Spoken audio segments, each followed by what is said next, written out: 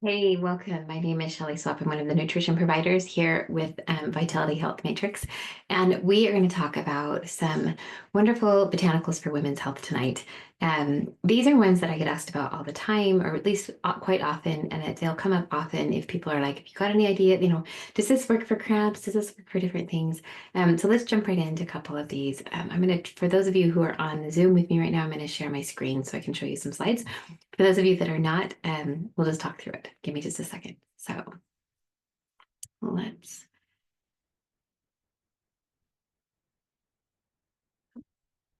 get to the right page.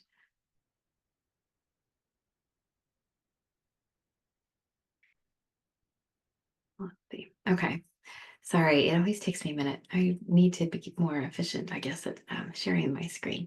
Actually, what I'll do is turn this around and I can show you the slides as well.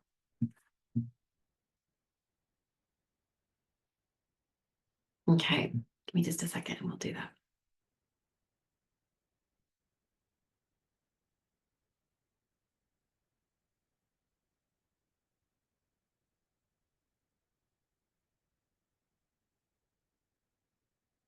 Okay, so we're going to talk about some of the top nutrients and botanicals that I get asked about.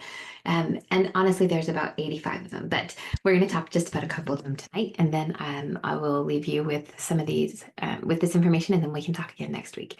So when it comes to nutrients, we talk a lot about it with, you've probably talked about it with your coach. You've probably talked about it with me if I'm your nutrition provider. You've probably talked about it with the other nutrition providers. And you've also probably talked about magnesium with your medical provider. Why is magnesium so important? It helps to loosen bowels. It helps to really improve nervous system and muscle contractions. It can help to reduce cramps. It can help reduce headaches. And we need it for almost, the latest research is saying that we need it for almost 600 different processes in the body each day. That's a lot. And if we don't have enough, then certain things don't, it's not that things stop completely, but they do stop firing as efficiently or as quickly or as, and some things will definitely get pushed down the road. And one of those things often is our detox pathways start to suffer from it. One of the easiest ways to give yourself a little bit of a boost, actually a big boost, is if you like baths, is you can get in an Epsom salt bath. Just 2 cups of Epsom salts. That's big, two big scoops of Epsom salts in your bath, and sitting in that bath for about 35 to 40 minutes, even longer if you can, is one of the ways to help open up detox pathways, help improve magnesium absorption, and really help reduce tension in the body. There's lots of different types of magnesium, and we'll dive into that on another day. But magnesium from Epsom salts is magnesium sulfate, and magnesium sulfate is a wonderful detoxifier and a wonderful way to help support the nervous system. So helps improve sleep, helps get things moving, and just really helps. And especially if you're starting to get sick or feeling really run down, and you have the option of getting into a bathtub, I always recommend it. So if you've been thinking about wondering if it's time to take a bath, I hope you'll take this as your um, tap on the shoulder that it quite honestly is. Now, another really commonly talked about herb and a really important herb, and there's always a bit of tension. Tension's not the right word, but we like to argue a little bit about which one's better, cramp bark, black haw, or black cohosh. And depending on which herbal tradition you are raised in, or that you are educated in, or trained in, you will probably have very strong feelings one way or the other. But what I've learned is that they all are really wonderful herbs. And one of the fun things I love about these herbs is they grow natively. They're native to most parts of the United States, and so there are things that I grow in my backyard because they're ornamentals. They're beautiful, most of them. Black cohosh doesn't grow quite as readily here in the West. In the desert states, I can find it's one of its cousins up in the mountains in some of the higher elevations where it stays nice and um, it's much more lush up there than it is down here. But they're wonderful herbs for helping to reduce spasms. So they are wonderful both for helping during the years while you're still cycling and you maybe tend towards cramping, dysmenorrhea, or things that are that cause, you know, a lot of pain during your cycle, whether it's middle of your cycle or right before you, or right as you start your bleed. So those are wonderful things to have on hand. Oftentimes, if you can find a mix of equal parts of cramp bark, black cohosh, and black haw, you're going to win. That's going to be probably the best combo that you can get. But as we head into menopause and perimenopause, and we start to experience things like hot flashes and night sweats and those types of things, black cohosh has an additional support to that that helps the body to relax. And I do see that women get some benefits from their hot flashes as well.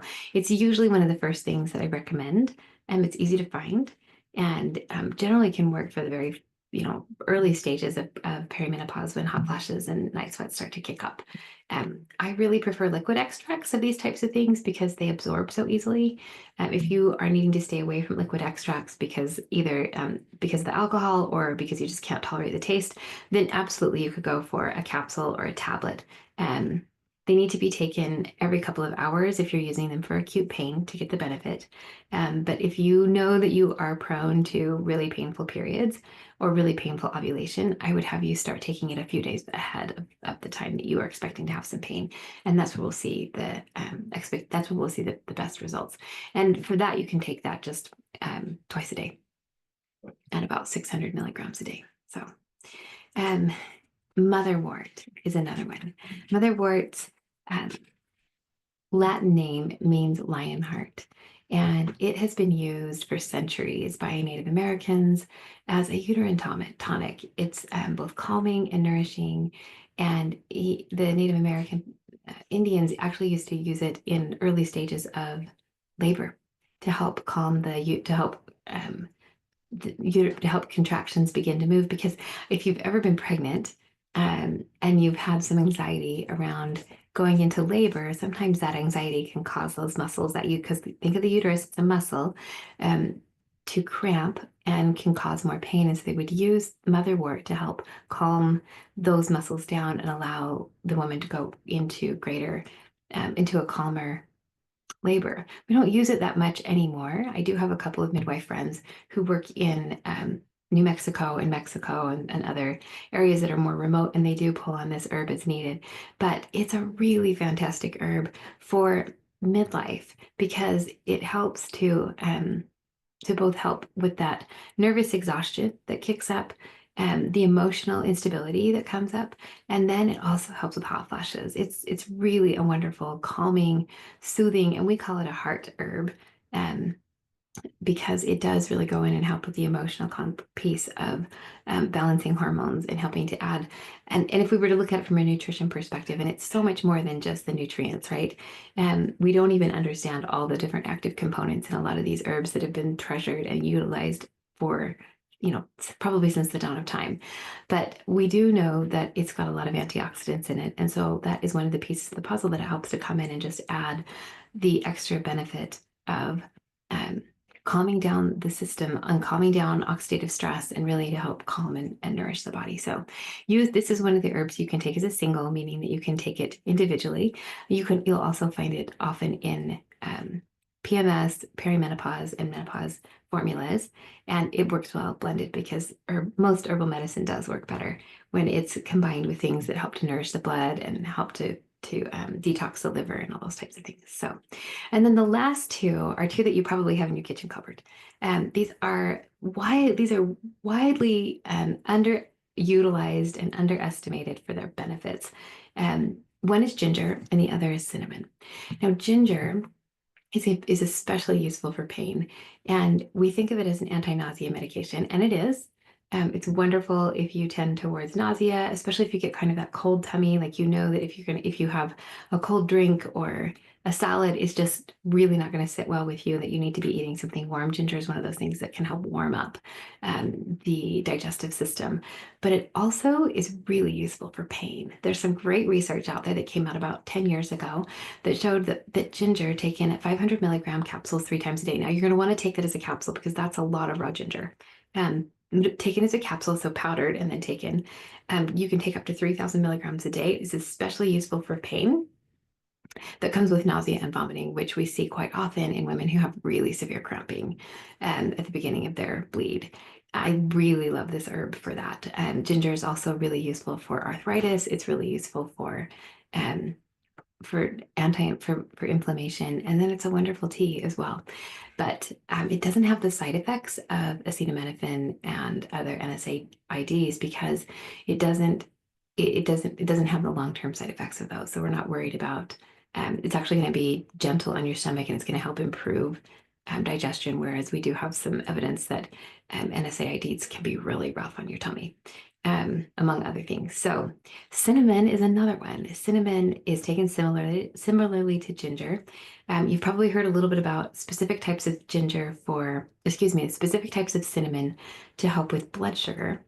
But um, right now, we're going to talk more about anti-inflammatory support and pain support.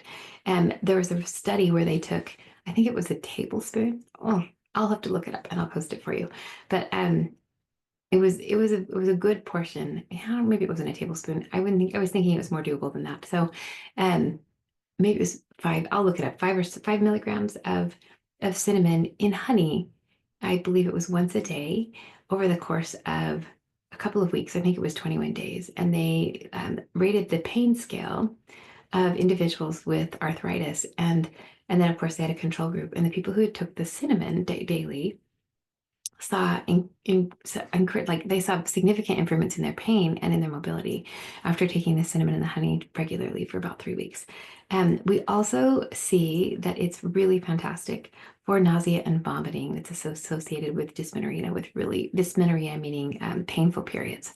So if you've got someone who starts out their periods with just a really banger of pain and they feel awful, think about getting some cinnamon capsules or at least incorporating cinnamon into tea, into foods, sprinkling it on toast, whatever you can do to get a little bit more cinnamon in your day. And again, we see dosing about the same, 500 milligrams 3 times a day. Now, cinnamon is it can be a bit of a blood thinner. So if you're on blood thinners, I would want you to reach out to someone who has training in herbal medicine and Western medicine to make sure that they are not going to interact. But generally, people aren't taking enough to be problematic for their blood thinners. But if you were to use it for pain, you can also go up to that effective dose of about the high dose would be 3,000 milligrams a day. So it's about 3 grams a day of ginger and cinnamon.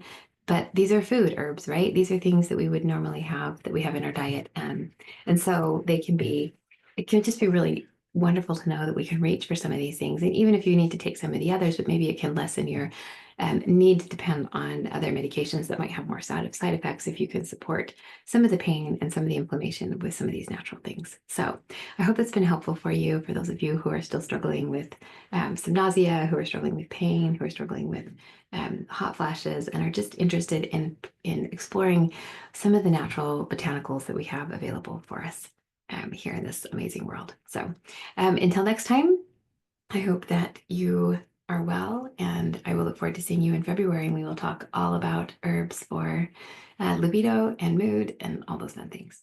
Take care.